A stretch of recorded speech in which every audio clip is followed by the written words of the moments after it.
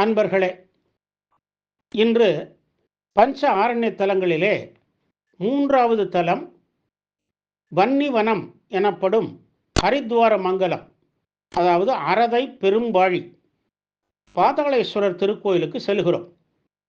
பஞ்ச ஆரண்ய தலங்களிலே மூன்றாவது தலம் இது வன்னிவனம். சோழ நாட்டு தென்கரை தலங்களில் 99வது தலம். திருஞான சம்பந்தர் தேவாரம் பாடிய தலம். கும்பகோணத்திலிருந்து 22 கிலோமீட்டர் தொலைவில் உள்ளது. இந்த திருக்கோவில் உச்சிக்கால வழிபாட்டிற்கு உரியது. திருமால் மற்றும் பிரம்மாவிற்கு இடையில் யார் பெரியவர் என்னும் போட்டியில் திருமால் வராகவதாரம் எடுத்து பூமியை தோண்டி சிவனின் திருவடிகளை காண முற்பட்டார். அவர் தோண்டிய பள்ளம் இந்த கோவிலில் இன்றும் உள்ளது. ஹரி என்னும் திருமால் பூமியை துவாரமிட்ட இடம் என்பதனால் ஹரித்வார மங்கலம் என பெற்றது.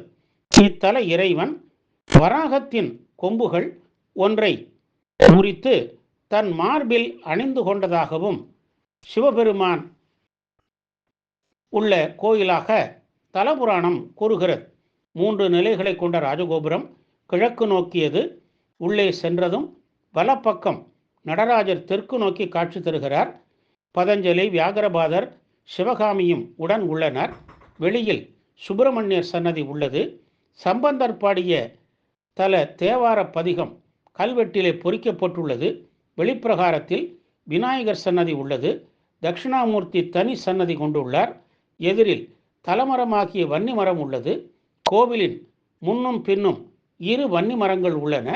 மூலவர் திருமாலுக்கு வலப்புறம் கஜலட்சுமி திருமேனி உள்ளது. சுவாமி அம்பாள் சன்னதிகள் அருகருகே கிழக்கு நோக்கி உள்ளன. மூலவர் பாதாளேஸ்வரர் பாதாள வரதர் என்னும் பெயர் கொண்டு சிவலிங்க திருமேனி வடிவிலே உள்ளார். இவர் முன் சற்று பக்கவாட்டிலே வட்டமாக கல் இட்டு மூடி உள்ள இடமே ஹரித்வாரம், அதாவது பிலம் என்று சொல்லப்படுகிறது. இந்த வழியே ஹரி வராகமாக தோண்டி சென்ற இடம் என ஐதீகம் கூறப்படுகிறது. அம்பாள் சன்னதி நின்ற கோலத்திலே அலங்காரவல்லி என்னும் திருநாமம் பூண்டு திருக்காட்சி தருகிறாள். அம்பாள் சன்னதிக்கு நேரே தனி கோபுர வாயில் உள்ளது. இந்த திருக்கோவிலில் 3ஆம் குலோத்துங்கன் கல்வெட்டுக்கள் உள்ளன. மூலவர் கருவறைக்கு மேற்கே லிங்கோத்பவரும் வடக்கே பிரம்மாவும் உள்ளனர். ராஜகோபுரத்தின் இடப்பக்கத்தில் உள்ள மண்டபத்தில் நீண்ட மேடை போன்ற அமைப்பில் பிள்ளையார், காசி விஸ்வநாதர், விசாலாட்சி, சூரியன், சந்திரன், சுந்தரர், சம்பந்தர், பைரவர் சன்னதிகள் உள்ளன.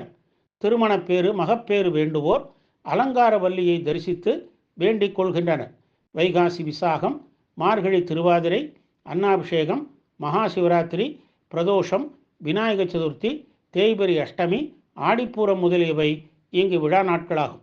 பழிபாபங்கள் போக்கி எல்லா நலன்களையும் அருளும் வன்னிவனம் ஹரித்வார மங்கலம் ஸ்ரீ அலங்காரவல்லி உடனாய ஸ்ரீ பாதாளேஸ்வரரை வழிபட்டு பேரருள் பெறுவோமாக. ஓம் நம சிவாய.